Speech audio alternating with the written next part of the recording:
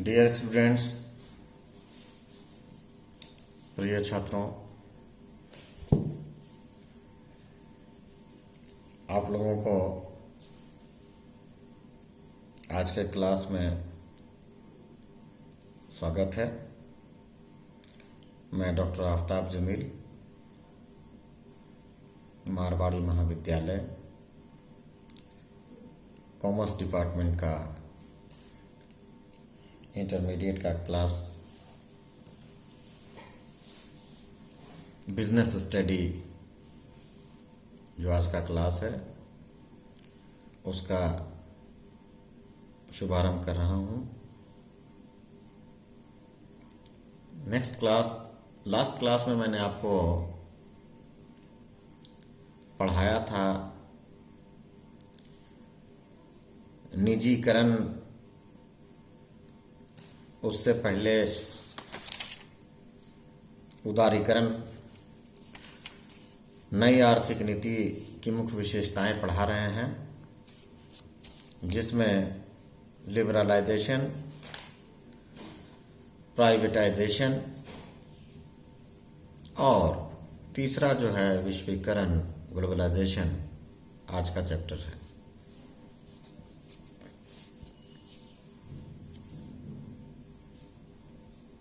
विश्वीकरण या ग्लोबलाइजेशन से अभिप्राय विश्व अर्थव्यवस्था में आए खुलेपन से है। इसमें बढ़ती हुई परस्पर आर्थिक निर्भरता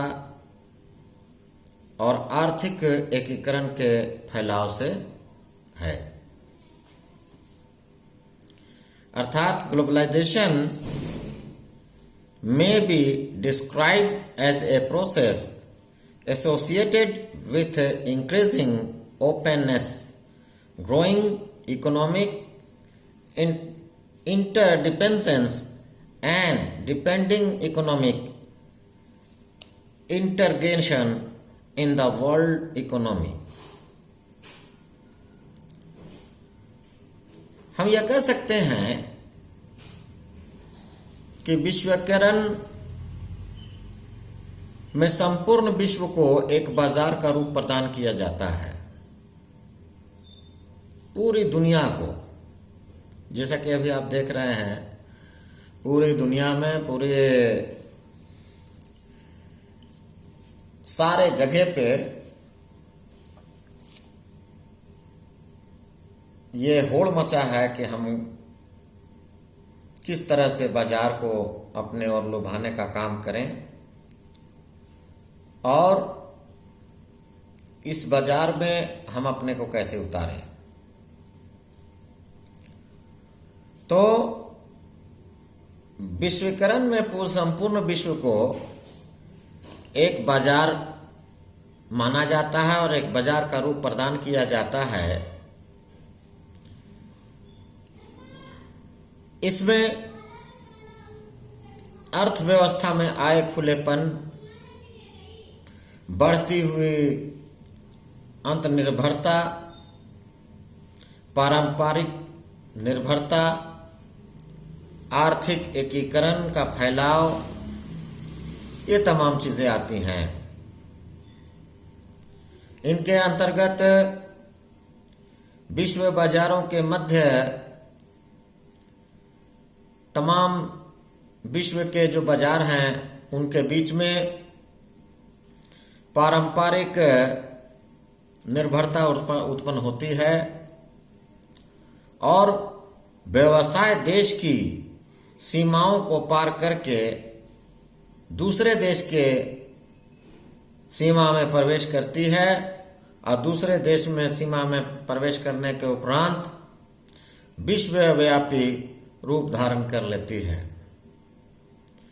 विश्वीकरण के द्वारा ऐसे प्रयास किए जाते हैं कि विश्व के सभी देश व्यवसाय एवं उद्योग के क्षेत्र में एक दूसरे के साथ सहयोग एवं समन्वय स्थापित करें। यही मूल उद्देश्य होता है। विश्वीकरण की कई प्रकार के विशेषताएं पाई जाती हैं, कैरेक्टरिस्टिक्स ऑफ ग्लोबलाइजेशन। जैसे देश की अर्थव्यवस्था को विश्व की अर्थव्यवस्था के साथ एकीकृत किया जाना और आर्थिक क्रियाओं का राष्ट्रीय सीमा से आगे विस्तार किया जाना। इसी प्रकार वस्तुओं, सेवाओं, पूंजी, तकनीकी तथा श्रम संबंधी अंतर्राष्ट्रीय बाजारों का एकीकरण होता है। सरकार की राष्ट्रीय मैक्रो आर्थिक नीतियों का क्षेत्र कम हो जाता है। ये मुख्य विशेषताएं हैं जो विश्वीकरण की विशेषताएं आप पढ़ रहे हैं। अर्थात विश्वीकरण राष्ट्रों की राजनीतिक सीमाओं के आर पार आर्थिक लेन देन की प्रक्रियाओं और उनके प्रबंधन का प्रवाह को ही हम विश्वीकरण कहते हैं। विश्वीकरण का व्यवसाय और उद्योगों पर कई प्रकार से प्रभाव पड़ा है, जिसे आज हम देख रहे हैं। Impact of globalisation of business and industry. इसके अंतर्गत कई बातें आती हैं, जैसे व्यवसाय का विश्वीकरण, ग्लोबलाइजेशन ऑफ बिजनेस, निवेश का विश्वीकरण, ग्लोबलाइजेशन ऑफ इन्वेस्टमेंट, पूंजी का विश्वीकरण, ग्लोबलाइजेशन ऑफ कैपिटल। ये तीन बातें इसके अंतर्गत आती हैं। और निवेश का जहां तक सवाल है, इन्वेस्टमेंट का जहां तक सवाल है या प्रश्न है, सन 1991 की नवीन आर्थिक नीति के अंतर्गत विदेशी निवेश पर लगे कई प्रतिबंध हटा लिए गए, जैसा कि मैंने पहले भी बताया है। और इसके द्वारा कई कदम उठाए गए, जो बहुत ही सराहनीय कदम रहा। जैसे विदेशी प्रत्यक्ष निवेश FDI के लिए देश का द्वार खोल दिया गया। अमेरिकन ऋण बाजार में भारतीय निगम सक्रिय हो गया। कंपनियां भारत में स्थापित संयुक्त उपक्रमों में पूर्ण स्वामित्व प्राप्त करने चाहती हैं। पूर्ण स्वामित्व वाली सहायक कंपनियां स्थापित करने भी लगी।